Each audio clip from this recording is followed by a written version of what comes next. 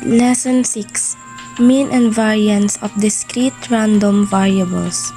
Given a discrete random variable x, the mean is the sum of the products formed from multiplying the possible values of x with their corresponding probabilities. It is also called the expected value of x and given a symbol. Recall that empirical probabilities tend toward theoretical probabilities, and in consequence, the mean is also a long-run average. This can be observed from the results of the activity. As the number of trials of a statistical experiment increases, the empirical average also gets closer and closer to the value of the theoretical average. Inform learners that this is why we can interpret the mean as a long-run average. That if you have 3 coins tossed, and if all coins are fair, then they would have 8 possible outcomes. Head, head, head, head, head, tails, head, tails, head, head, tails, tails, tails, head, head, tails, head, tails, tails, tails, head, and tails, tails, tails.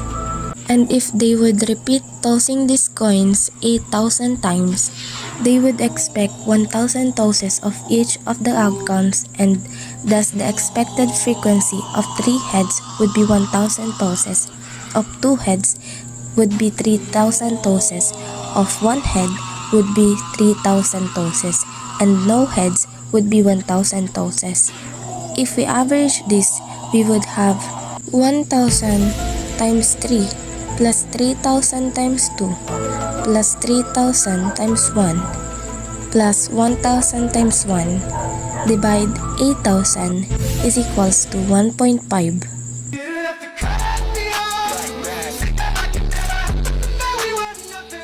Although the mean is called an expected value, this should not be interpreted as the actual expected results when they do an experiment. In the example for tossing 3 coins, the mean is 1.5. Point out that when you toss 3 dice, you cannot get 1.5 heads out of it. This indicates that the mean is not necessarily a possible value of the random variable. So learners cannot simply say that the mean is what they expect to be the number of heads when they toss 3 coins. Rather, it is to be interpreted as a long-run average. Mention also to them that the mean is the value that we expect the long-run average to approach, and it is not the value of the random variable x that we expect to be observed. Recall that the average of a given set of data is a measure of central tendency. Inform them that the expected value of being an average measures the center of the distribution of possible value of x. The mean of a discrete random variable x can be given a physical interpretation. Suppose we imagine that the x-axis is an infinite seesaw in each direction, and at each possible value of x, we place weights equal to corresponding probabilities. Then, the mean is at point which will make the seesaw balance. In other words, it is the center of gravity of the system. Examples of finding and interpreting the mean and variance.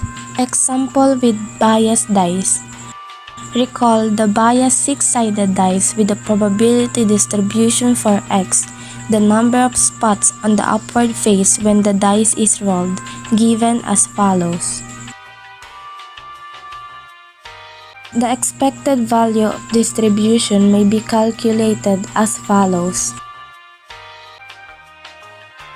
If Q is equals to 0, then this reduces to a fair dice, for which we would have a long-run average of 3.5 for the number of spots on the upward face. An insurance company sells life insurance for 500,000 pesos for a premium or payment of 10,400 pesos per year. Actuarial tables shows the probability of normal death in the year following the purchase of this policy is 0.1%. What is the expected gain for this life insurance policy? There are 2 simple events here. Either the customer will live this year or will die a normal death. The probability of a normal death as given by the problem is 0.001, which will yield a negative gain to the insurance company in the amount of negative 489,600 is equals to 10,400 minus 500,000. The probability that the customer will live is 1 minus 0.001 is equals to 0.999. Thus, the insurance company's expected gain X from this insurance policy in the year after the purchase has the following probability distribution. Learners should take note that if the insurance company were to sell a very large number of the 500,000 insurance policies to many people, with the long-run average profit per insurance policy is 9,900 pesos, the company would be expected to make a total profit of N times 9,900. Whether a measure of central tendency is the only relevant summary measure, remember that for a set of data, we also need other summary measures such as measures of variability. Learners have already met the concepts of variance and standard deviation when summarizing data. The variance and the standard deviation of a set of data are measures to illustrate. Go back to the table on flipping 3 coins and get the number X of heads in these 3 coins. Now, add the 2 columns with the following heading in bold and fill the corresponding values. The total in the last column is called the variance of the random variables, and the square root 0.866 is the standard deviation. Now, define the variance of random variables as the weighted average of squared deviations of the values of X from the mean, where the weights are the respective probabilities. The variance usually denoted by the symbol of, also denoted as, and formally defined as. The variance gives a measure of how far the value of X are from the mean. Ask learners what the variance is when X is a constant with probability of 1. Learners should be able to say that it is 0 in this case, just as it was in the case of a set of data that does not vary. In non-trivial cases, example, when there is more than one possible distinct value of X, the variance will be a positive value.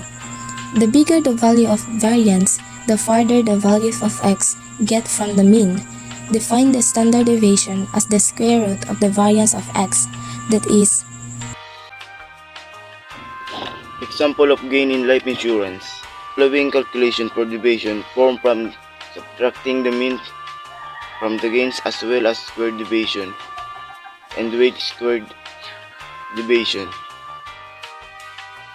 The variance is the sum of the entry of the last column, the square root of variance. The standard deviation is the more understandable the measure of the spread, since the standard deviation is in the same unit as X. For example, if X is a random variable representing the number of heads in 3 toes of a pair coin, then the units for standard deviation is heads, where the variance is square head or head squared.